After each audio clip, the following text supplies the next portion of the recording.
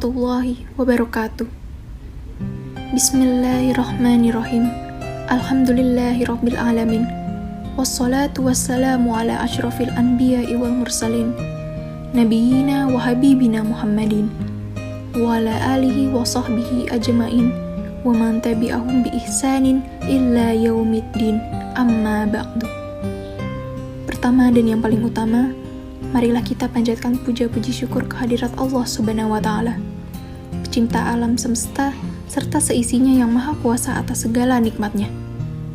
Tak lupa sholawat serta salam kita haturkan kepada junjungan kita, Nabi Muhammad Sallallahu Alaihi Wasallam, yang telah membawa kita dari zaman jahiliyah pada zaman modern yang penuh berkah. Semoga kita termasuk hambanya yang taat sehingga mendapatkan syafaatnya di hari akhir kelak. Perkenankanlah saya, Utari Cynthia Febrina, dari kelas 11 IPA 2, untuk berbagi sedikit pengetahuan mengenai futur.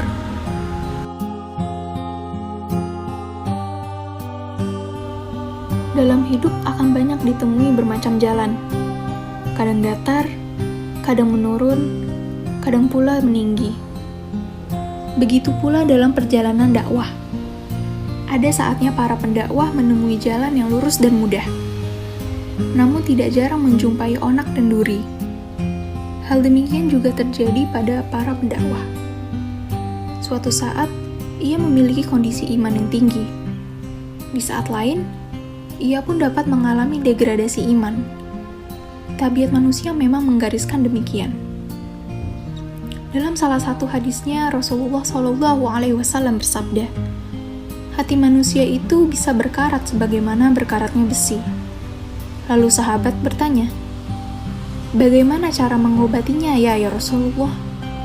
Jawab Rasul, "Mendekat kepada Al-Quran dan ingat mati." Syarah dari hadis ini mensiratkan satu hal. Iman manusia tidak konstan. Ia dapat berubah. Karena itu, dalam hadis yang lain, Rasul menyuruh para sahabat dan kita sekalian untuk selalu memperbaharui iman. Dalam kondisi iman yang turun ini, para pendakwah kadang terkena satu penyakit yang membahayakan kelangsungan visi dakwah dalam organisasi, yaitu penyakit futur. Bagi para pendakwah, futur menyebabkan sedikitnya simpanan taat yang dimiliki. Padahal, taat merupakan syarat bagi berlangsungnya amal yang ikhlas. Tanpa taat, sulit bagi penggerak dakwah melaksanakan aktivitas dakwah yang notabene tidak pernah mengiming-iminginya dengan balasan duniawi.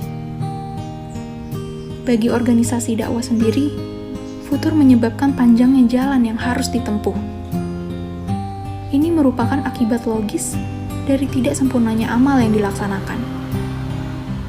Organisasi yang tidak optimal dalam kegiatan dakwahnya hanya menghasilkan bangunan Islam yang rapuh.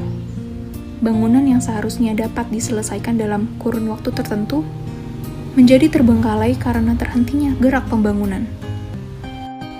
Terjadinya futur bagi pendakwah sebenarnya merupakan hal yang wajar. Asal saja tidak mengakibatkan terlepasnya kita dari organisasi atau jamaah. Hanya malaikat yang mampu kontinu mengabdi kepada Allah dengan kualitas terbaik. Sebagaimana firman Allah Subhanahu wa Ta'ala, "Dan kepunyaannya lah yang segala apa yang di langit dan di bumi, dan malaikat-malaikat yang di sisinya. Mereka tiada mempunyai rasa angkuh untuk menyembahnya, dan tidak pula merasa letih. Mereka selalu bertasbih malam dan siang tiada hentinya." Quran Surat Al-Anbiya ayat 19-20. Manusia memang bukan malaikat. Al-insan atau manusia berasal dari kata nasja yang berarti lupa. Kadar keimanan manusia pun bisa naik turun. Itulah diantara kelemahan manusia, dan saling memberi nasihat adalah obat agar kita tidak lupa dan bisa berakibat fatal. Masalahnya, tidak semua yang sedang bermasalah bisa lapang dada menerima nasihat. Bahkan bisa jadi mereka tidak sadar kalau dirinya sedang ada masalah. Setidaknya ada beberapa keadaan yang menunjukkan kalau seseorang itu memang terkena penyakit futur. Yang pertama, kemalasan dalam mengabdi kepada Allah. Rasa malas ketika beribadah dalam dakwah dan dalam berjuang. Kalau tertunaikan, hanya sekedar gugur kewajiban. tidak ada semangat berlomba dalam kebaikan. Contohnya seperti malas untuk tidak meningkatkan kualitas skill, karena lebih nyaman dengan hanya berdasar pendekatan pengalaman.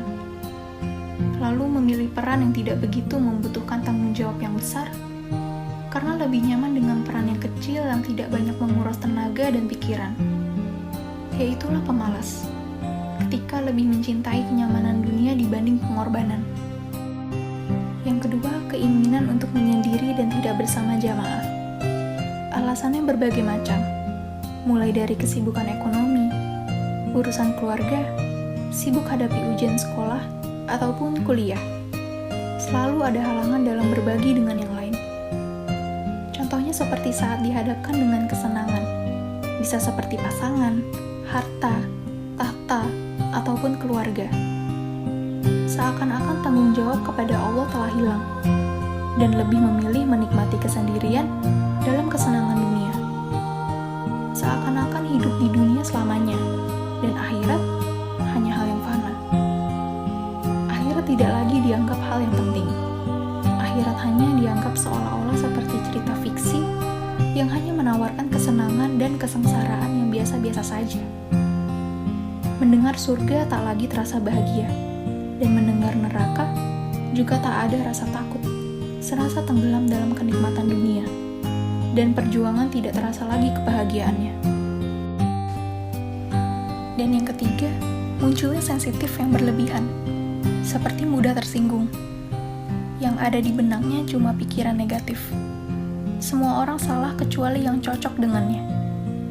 Di situ muncul takaran siapa yang bicara, bukan apa yang dibicarakan. Contohnya, saat diberi nasihat tentang yang baik, malah tersinggung, dan malah timbul kebencian kepada si pemberi nasihat. Egonya telah menguasai dirinya. Mata, telinga, dan hati telah tertutup. Dia tunduk terhadap hawa nafsu, bukan pada nilai kebenaran. Untuk mengobati penyakit futur ini, beberapa ulama memberikan beberapa cara. Yang pertama yaitu menjauhi kemaksiatan. Kemaksiatan akan mendatangkan kemungkaran Allah, dan pada akhirnya membawa kepada kesesatan. Allah berfirman, "Dan janganlah kamu melampaui batas yang menyebabkan kemurkaanku menimpamu. Dan barang siapa ditimpa musibah oleh kemurkaanku, maka binasalah ia." Quran Surat ke-20 ayat 81. Lalu yang kedua, dengan tekun mengamalkan amalan siang dan malam. Amalan siang dan malam dapat melindungi dan menjaga para pendakwah untuk selalu berhubungan dengan Allah Subhanahu wa Ta'ala. Hal ini dapat menjauhkannya dari perbuatan yang tidak mendapat restu dari Allah. Allah berfirman, "Dan hamba-hamba yang baik dari Rob yang Maha Penyayang itu ialah orang berjalan di atas bumi dengan rendah hati. Dan apabila orang-orang jahil menyapa mereka, mereka mengucapkan kata-kata yang mengandung keselamatan. Dan orang-orang yang melalui malam harinya dengan bersujud dan berdiri untuk roh mereka." Quran Surat ke-25 ayat 63-64. Dan yang ketiga, mengintai waktu-waktu yang baik. Dalam banyak hadis Rasulullah hanya menginformasikan adanya waktu-waktu tertentu di mana Allah lebih memperhatikan doa hambanya. Sepertiga malam terakhir, bulan Ramadan, dan bulan Zulqaidah, Zulhijjah, Muharram, dan Rajab.